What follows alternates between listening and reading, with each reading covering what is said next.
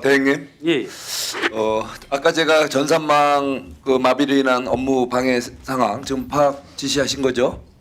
예, 말씀을 드리자면 저희들은 광주센터에 있기 때문에 네, 많지 않나요? 이제 그 그런 없다고 게? 보시면 됩니다. 그래요?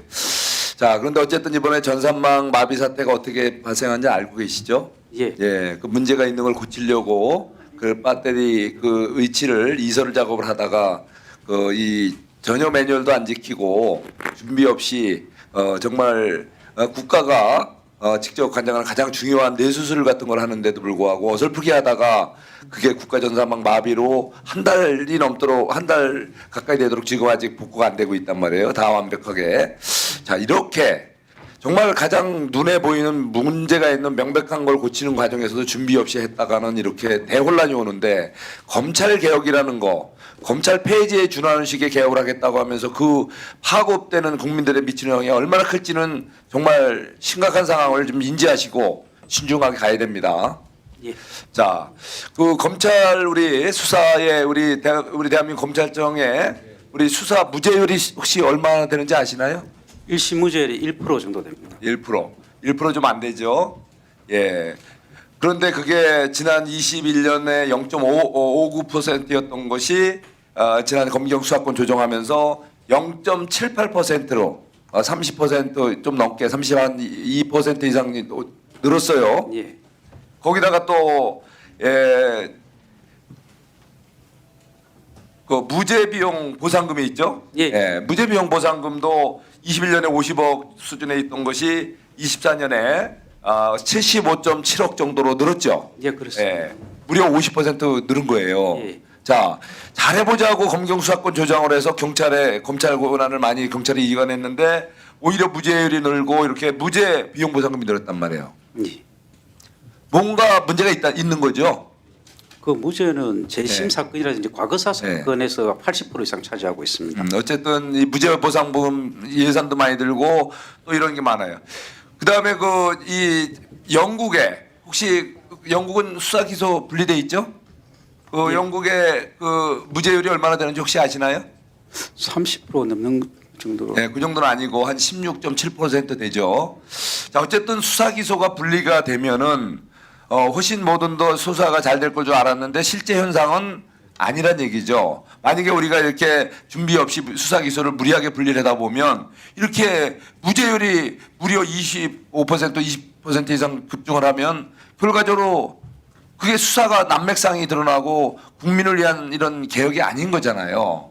그죠? 예. 자, 그러니까 이러한 것을 고려해서 이제 많은 분들이 지적하잖아요. 예를 내부적으로도 뭐 박재혁 수원지검장 경우에도 내부망에서 얘기했잖아요. 뭔가 좀 이렇게 지난번에 검찰청 폐지하는 이런 부분에 대해서는 좀 한번 문제가 있으니까 헌법 장송이라도 한번 해봐야 되는 거 아니냐 이런 지적도 있고 또 많은 평검사들도 지금 수사 개혁, 검찰 개혁을 하자는 건 좋지만 이렇게 무리하게 이렇게 추진하는 졸속적으로 추진하는 것에 대해서 문제가 많다는 지적이 있잖아요. 예.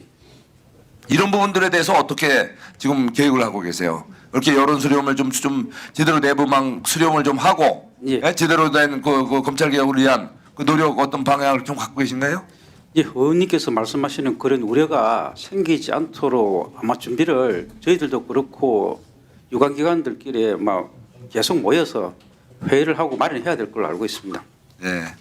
자, 이거는 정말 교각사루의 우를 범하지 말고 빈대 잡다가 초가생간 태우는 우를 범하지 않도록 신중하게 잘 이끌어 주세요. 네, 그렇게 하겠습니다. 예, 제가 어제 지난 금요일 국감 때 우리 김종민 의원 김용민 의원님이 말씀하신 거에 대해서 조금 사실과 다른 부분이 있어서 좀 말씀드리고자 합니다. 예, 지난 비상계엄 직후에 우리 국민의힘은 마치 그 동조하는 것처럼 말씀하시면서 내란 동조당이다 뭐 그래서 뭐 정당 해산해야 된다 이런 주장을 하셨는데 실제를 한번 좀 보실까요? 그때 분명히 김영민 의원님 그러셨죠. 우리 국민의힘 의원들은 비상계엄에 해제 안 하려고 그러는 거를 설득해서 들어라라. 한동훈 대표가 겁먹어서 제대로 오지 못하는 거를 들어오게 해서 표결을 할 수 있도록 했다. 자, 이런 말씀을 하셨는데 그날 또 한동훈 전 대표는 또 SNS에서 강력히 반발 그런 글을 올린 거 보셨죠? 안 보셨어요? 그럼 한번 보세요. 자, 그날 상황을 좀 말씀드릴게요. 자, 그날 10시 30분에 기염이 발표가 됐죠. 10시 45분에 한동훈 대표는 기자들 문자풀로 비상계엄은 잘못됐다. 바로 국민과 함께 막아내겠다라고 바로 직후에 바로 민주당 의원들 누구도 심지어 이재명 당시 대표도 여기에 대해서 이런 방법 없었던 시절에 우리 여당 대표가 여당 우리 같은 그 대통령이 선포한 이 계엄에 대해서 막겠다라고 선언을 했습니다. 기자들한테 국민들 앞에서. 그리고 같이 11시에 그 의원들을 이끌고 국회로 들어왔죠. 그 들어오는 장면이 또 나올 겁니다. 그리고 바로 이제 그 여러 번 우리 의원님들에게 우리 같이 비상계엄을 해제해야 된다라고 독려를 했고 12시에 본회의장을 들어갑니다. 그때 그 김용민 의원 안에 계셨나요? 12시에? 그건 나중에 얘기해 주시고. 자, 그런데 들어가서 12시 49분까지 가서 있다 보니까 분명히 해제 요건이 됐음에도 불구하고 그 이 표결 강행을 안 했어요. 알고 보니까 이재명 우리 대표가 어디에 숲에 숨어 있다가 그것도 동료 의원 둘 데리고 원래 빨리 비상계엄 해제 본인이 무서우면 나머지 두 분은 본래에서 빨리 이걸 해제 의결을 해야 되는데 그걸 안 했단 말이에요. 자, 그래서 결국은 나중에 이제 이재명 대표 오자마자 표결이 됐어요. 이제 영상 좀 한번 틀어줄까요? 자, 이때 분명히 지금 말씀하신 아니, 지금 대금찰청 국감에서 김용민 의원 우리 김용민 의원님 어요 저도 모르는 사이에. 네, 틀어주세요. 자, 이게 당시 한동훈 대표가 지금 자발적으로 들어가는 거지. 김용민 의원이 전화하셨어요? 전화 통화한 적 없죠? 안준호 원차를 전화 통화한 적이 없는데 통화했대. 근처에 그 숲이 있어요. 숲. 바로 뒤에 숨어서 네.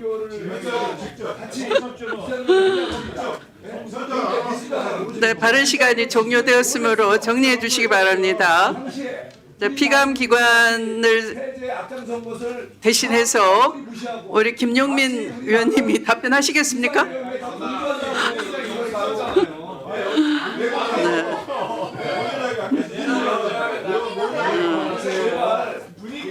그러니까 그게 해제돼야 될 내란이라는 건 알고 계시나요?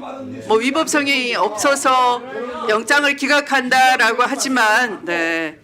다 해제해야 될 위법한 계엄이었다라는 걸 저렇게 알고 계셨다라는 건데 박성재 법무부 장관은 모른다고 하니까 참 한심합니다. 마치 비상계엄에 안교에서 비상계엄에 내란을 이런 말씀하지 마시고요. 네. 내란이라는 표현을 자제해 주시고 비상계엄 다시 재발되지 않도록. 아니 그러니까 비상계엄이 잘못됐으면 그게 내란인 거예요. 네, 그 말이 그 말입니다. 네. 잘 말씀 잘 하셔서 그게 내란인 겁니다. 네. 네, 김용민 위원님. 네. 자, 2분간 네, 2분 내 정리해 주시기 바랍니다. 자, 의사진행 발언하시죠. 네, 갑자기 저한테 질의를 하시니까 답변을 좀 드릴게요. 네, 반론 발언으로. 의원님 그때 표결 안 하셨던 인정합니다. 것 반론 같은데 발언으로 표결 안 이분해 하셨던 주십시오. 분이 다시 그런 말씀하시기 넣어주세요. 이상하고요.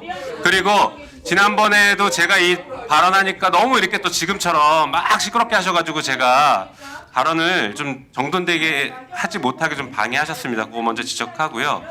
일단 그 한동훈 대표한테 뭐 전화했냐? 제가 직접 전화하지는 않았습니다. 근데 아마 우리 당에서 전화한 것으로 저는 그렇게 이해하고 있었는데 그 사실관계는 저도 이제 사실 좀 불분명합니다. 근데 자 그렇지만 한동훈 대표가 들어올 때 그 앞에서 경위한테 제지를 당했습니다. 제지를 당했고 왜냐면 국회의원이 아니니까. 그래서 제가 바로 그 앞에서 인원수를 체크하고 있어서 한동훈 대표 들어오시게 하라라고 제가 경위한테 얘기를 해서 들어왔습니다. 그리고 한동훈 대표가 저한테 고맙습니다라고 꾸벅 인사하는데 그 굉장히 떨리는 눈빛이었어요. 왜냐하면 한동훈 대표가 저한테 단 한 번도 말을 거는 사이가 아니에요, 저랑. 그런데 고맙습니다라고 인사를 하고 제가 그래서 저쪽 가서 회의하시라고 그 휴게 공간까지 안내를 드렸습니다. 저쪽 가서 회의하시면 된다. 자, 그리고 그 우리가 그때 그 표결을 안 했던 게 일단 국민의힘에서 계속 시간 끌기를 했습니다. 의장님한테 1시 반에 해야겠다, 뭐 12시 넘어서 1시 넘어서 하겠다, 1시 반에 하겠다, 2시 하겠다 이렇게 얘기했는데 이미 개헌군이 쳐들어왔는데 계속 시간 끌어서 표결을 못하게 했기 때문에 내란 공범이라고 얘기하는 겁니다. 그리고 또 있습니다.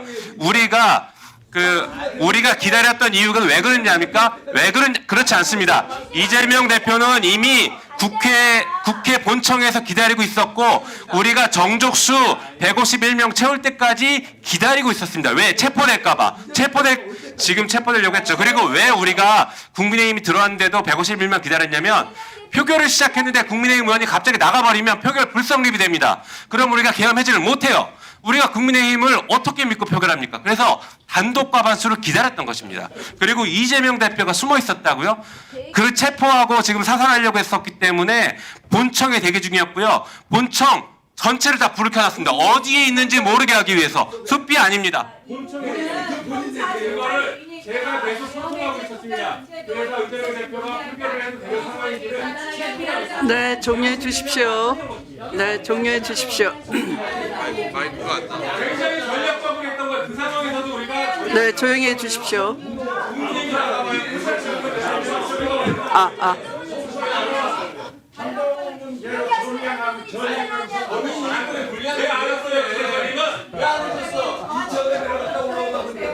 네, 조용히 해 주십시오. 자, 위원님들 조용히 해 주십시오. 한동훈이 칭찬해요.